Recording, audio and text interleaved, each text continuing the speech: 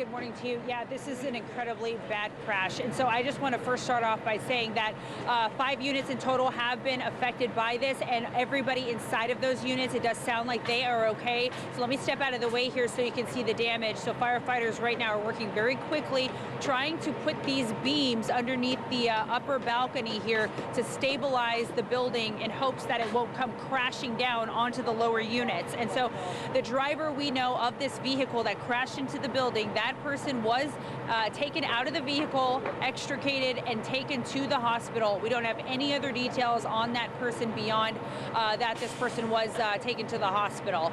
And so it's just an incredible scene out here. Firefighters, you got to give them, props here, because not only are they trying to save lives, but they're also, flexing their engineering muscles out here, trying to construct these beams as quickly as possible in order to make sure that that balcony and other parts of this unit don't come crashing down onto the lower ones. And so we've been talking to residents that live inside of the units that were impacted by this crash. And so, as I said earlier, thankfully, it doesn't sound like anybody was hurt when this happened. So to give you some perspective here, the area where the car crashed through the building is the living room and dining room portions of the units. So the bedrooms are on the opposite side of the units, which is a good thing, because had anybody been sleeping in the path of this vehicle that clearly was going incredibly fast, it looks like, that could have really been disastrous for somebody, but thankfully everybody seems to be okay. And so we did talk with our friend LaWayne. He is the person who lives inside the unit where the truck or the vehicle is sitting right now.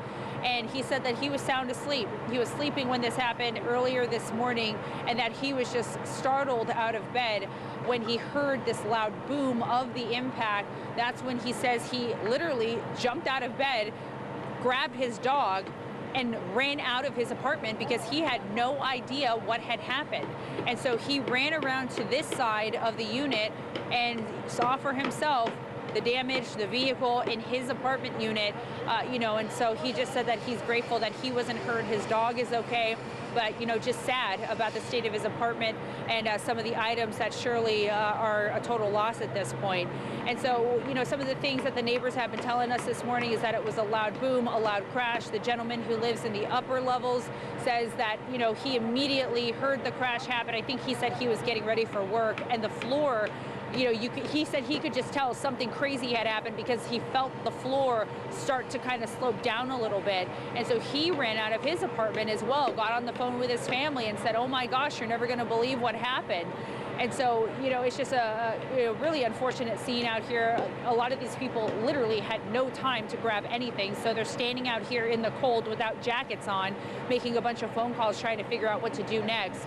And some of these residents, interestingly enough, sound like they've lived here for quite some time, and say that in the time that they have lived in this particular section of the apartment complex, that this is not the first time that a vehicle has crashed into the building. And so they said that they have gone before to talk with property managers to see if they could get some kind of a fencing or something put up here to hopefully prevent these cars from crashing into the building, but obviously nothing has been done. So, they say that property management has changed quite a bit over the years, and that they're just trying to see if something can get done, but unfortunately for these residents, it has happened once again, where somebody has sadly crashed into the side of their homes, and now they're having to pick up the pieces and clean up the damage. So firefighters continue to work out here trying to stabilize the top portion of this balcony area. We've been watching them work all morning long. And so, Chaz, that's the latest information that we have out here. So we're going to toss it back inside to you. Yeah, Charlie, real quick, and I don't know if your photographer is dialed in and can hear me, but if possible, could you guys pan over to the freeway? You said this is something that's happened to these apartments before. There's not a lot of room between the feeder and these apartments. I mean, they're both right there. Yeah. Chris is panning over to the freeway right now just to show you. Yeah, so these are literally right off the feeder road. So 45 is on the other side of these fire trucks here. You can't see it. But yeah, this is literally just steps away from the feeder. And so we don't know what direction this car was coming, what street. We don't want to speculate here whether they were on the feeder or whether they were on the actual freeway. We just don't know yet. But, just looking at the impact here, does appear that this person was going pretty fast to slam through, completely through 2 units and then cracking the wall of a 3rd one over there. But yeah, you can see firefighters now working, cutting some more wood up, trying to stabilize the upper levels of this apartment complex. So they've made quite a bit of progress in you know, not a lot of time. I mean, they're busting out pieces of plywood, different things, nails. They've been hammering for about the last 45 minutes. And so it's been really crazy to watch them work. I mean, you know, they went from literally pulling somebody out of that vehicle and immediately started working on stabilizing this structure. So you just got to give it up to our firefighters out here because, man, you know, it just seems like they can literally do it all. And so, yeah, they've just been working out here, just trying to figure out the best way to stabilize this thing. But, you know, unfortunately, damage has already been done. I mean, you know, our friend Lawayne, who his unit is the one with the car that's crashed into it, he said that he had recently taken up photography and had invested quite a bit of money in new camera equipment, computer, laptop, everything, and unfortunately it was sitting in that front room where the car is now. So, you know, he's definitely upset that he probably lost all of that, but, you know, once again, just said that he's grateful that he was able to get out okay along with his dog. And that's the way you got to look at it, right? I mean, it sucks that was taken, that equipment was damaged, but at the end of the day, he's safe, his dog's safe, and stuff can be replaced. It's just stuff. So, Charlie, thank you very much for being out there. I know you've been working on getting some interviews with a lot of people out there, just getting ready for work on a Monday morning. This is something you never want to see happen, but certainly a jarring start to their day. And as you mentioned, FD comes in there, they not only pull the man out of the car, but they also work on shoring up that building. You can see that the balcony is sloping there, and you talked to the district chief who said that they are on standby, that if any other structural damage happens to this apartment, they'll be ready to take care of it and get people out of there if necessary. But clearly a situation that is continuing to develop. Charlie Etzedy in Southeast Houston.